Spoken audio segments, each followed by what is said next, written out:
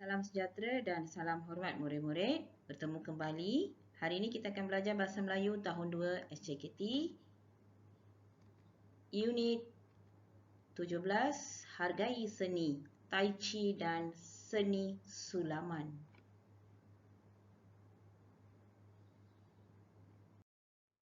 Murid, standard pembelajaran hari ini 1.1.1 mendengar, mengecam, memahami dan menyebut ayat majmur dengan betul dan tepat. Serta 2.3.2 membaca dan mempersembahkan karya sastra dan bukan sastra dengan sebutan yang betul dan intonasi yang sesuai. Petikan bukan sastra. Objektif hari ini, pada akhir pembelajaran ini, murid dapat mendengar, mengecam, memahami dan menyebut ayat majmur dengan betul dan membina 5 ayat majmur dengan kendiri, serta membaca dengan intonasi yang betul dan mengenali isi penting dan mencatat dengan betul. Baiklah murid-murid, hari ini kita akan lihat muka surat 102, Unit 17, Hargai Seni, tajuk Tai Chi. Tai Chi adalah satu jenis senaman yang biasa dilakukan oleh orang Cina. Jom kita baca dialog pula. Amira, Anand, ini senaman Tai Chi. Ayah saya selalu melakukan senaman ini.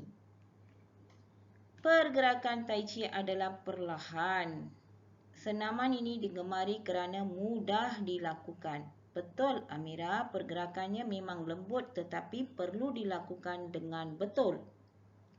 Senaman ini juga dapat merehatkan badan dan fikiran. Mari kita belajar senaman ini. Saya pun ingin belajar senaman ini. இது ஒரு விதமான உடற்பயிற்சி. தைச்சின்னு சொல்லும்போது உடற்பயிற்சி. இது மிக மெதுவா செய்வாங்க. சரிங்களா? ரொம்ப முரட்டுத்தனமா செய்ய மாட்டாங்க. memang lembut. Dilakukan. இது செய்தாக்கா senaman ini juga dapat merehatkan badan dan fikiran. இந்த பயிற்சி செய்யறதுனால நம்ம என்ன செய்யலாம்னா நம்மளுடைய மனம், உடல், நம்மளுடைய சிந்தனைகள் எல்லாமே அமைதிப்படுத்தலாம். ஓய்வு எடுக்கிறதுக்கு, அதாவது நல்லா அமைதியா இருக்கிறது, ஸ்ட்ரெஸ்ஸா இல்லாம இருக்கிறதுக்காக இதை செய்வாங்க. புரியுதா? Okey. Sekarang mari kita lihat apa itu ayat majmur. Ayat majmur ialah ayat yang dibina dengan mencantumkan 2 ayat tunggal atau lebih.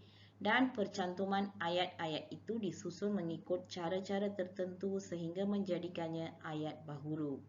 Okey, sebelum ini kita pernah belajar ayat majmur, kan? Okey, ayat majmur adalah 2 jenis ayat tunggal digabungkan dengan menggunakan apa? Kata hubung. Apa dia kata hubung yang kita telah belajar? Masih ingat murid-murid? Dan, tetapi, atau, lalu. Yang tu semua adalah beberapa kata hubung.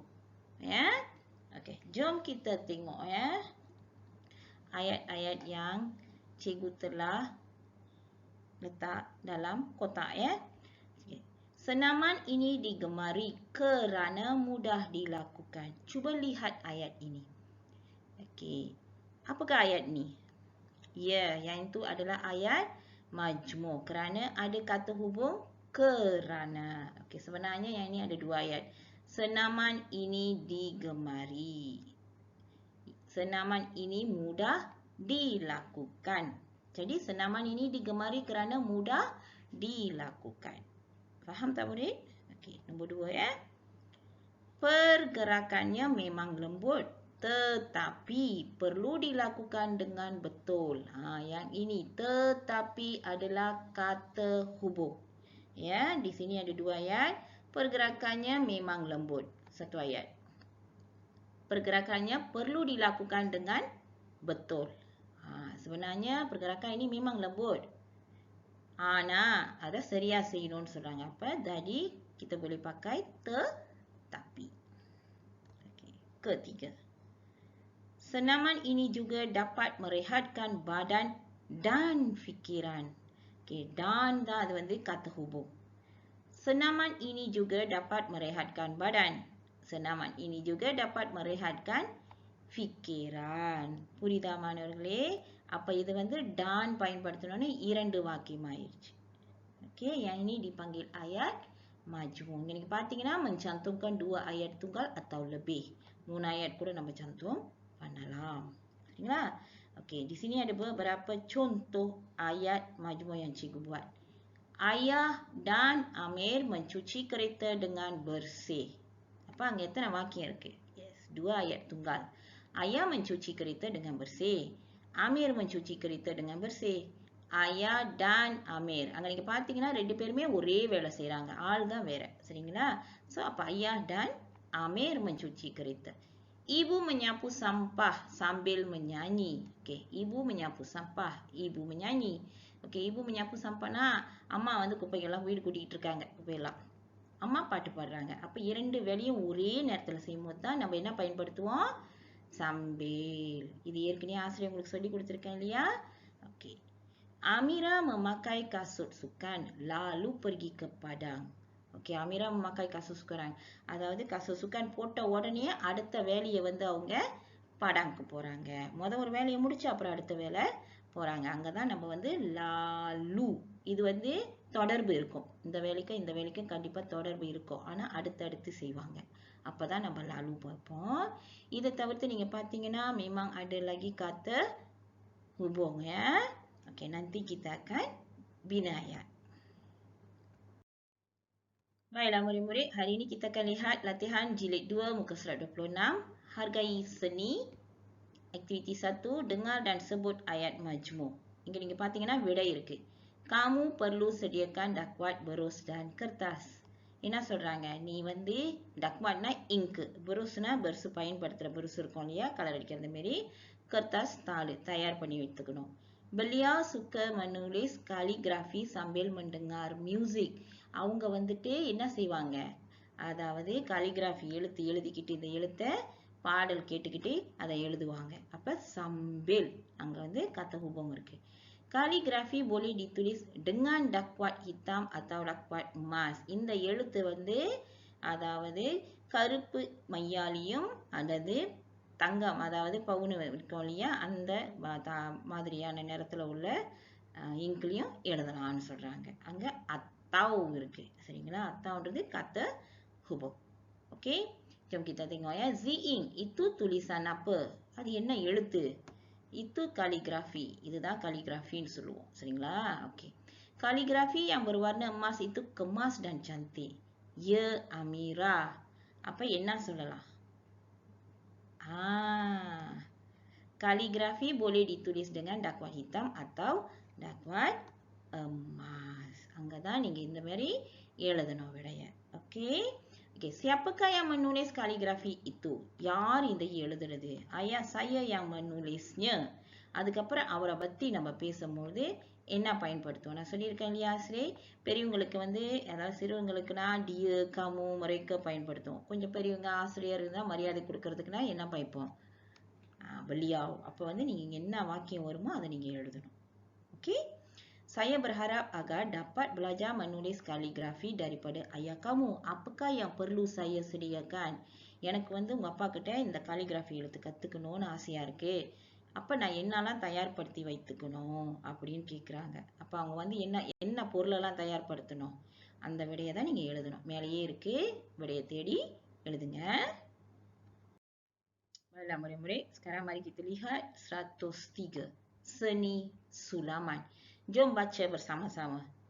Sulaman merupakan seni kreatif. Sulaman dibuat menggunakan tangan atau mesin. Sulaman digunakan sebagai hiasan tambahan pada pakaian.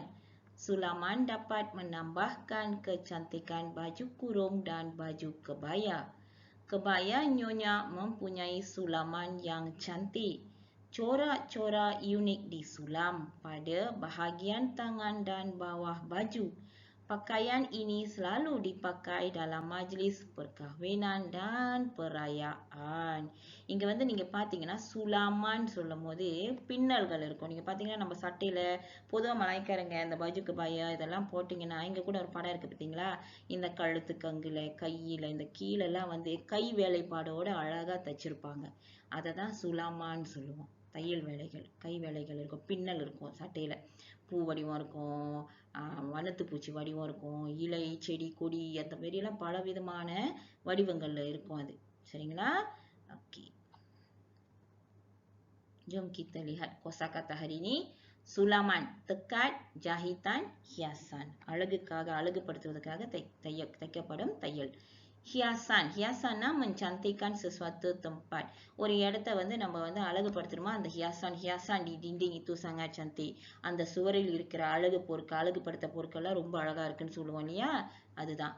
சோரானா ராகி பூங்க பட kain. அதாவது சோரானாக்கா நிறைய வடிவங்கள்ல வரைஞ்சிருப்போம். சட்டைங்கள பூ வேலைப்பாடு இருக்கும்.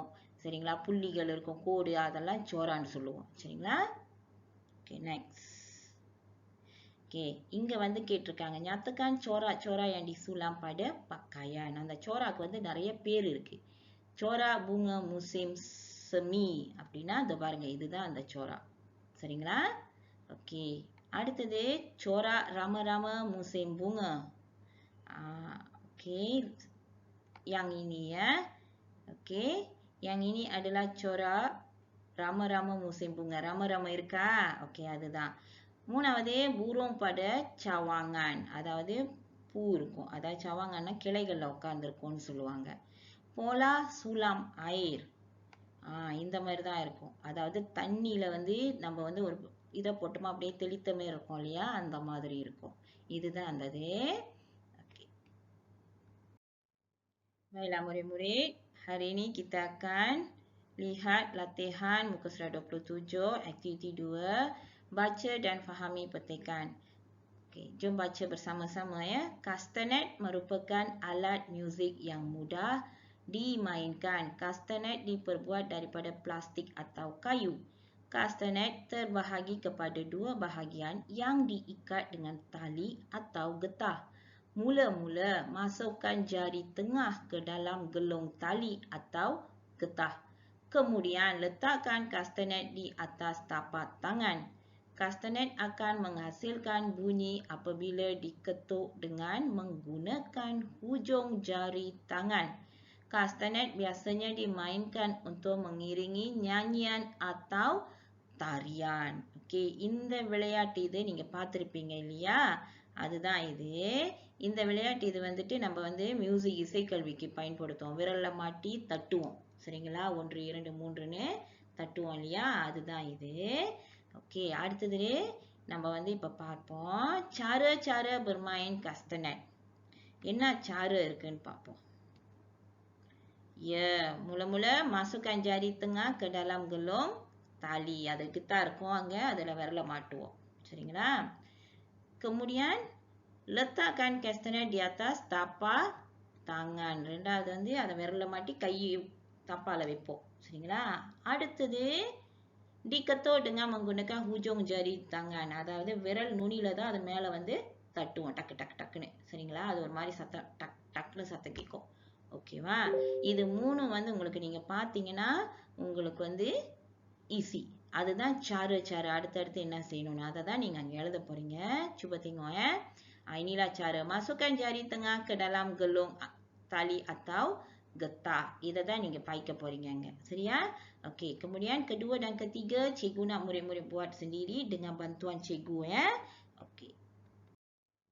Baiklah murid-murid, hari ini kita telah belajar ayat majmuk yang kita pernah belajar sebelum ini dan juga cara bermain castanet iaitu mencari isi-isi penting ya.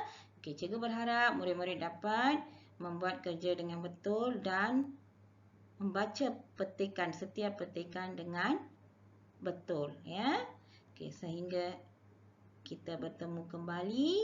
Okey, cikgu ingin ingatkan tingkatkan kemahiran anda. Terima kasih.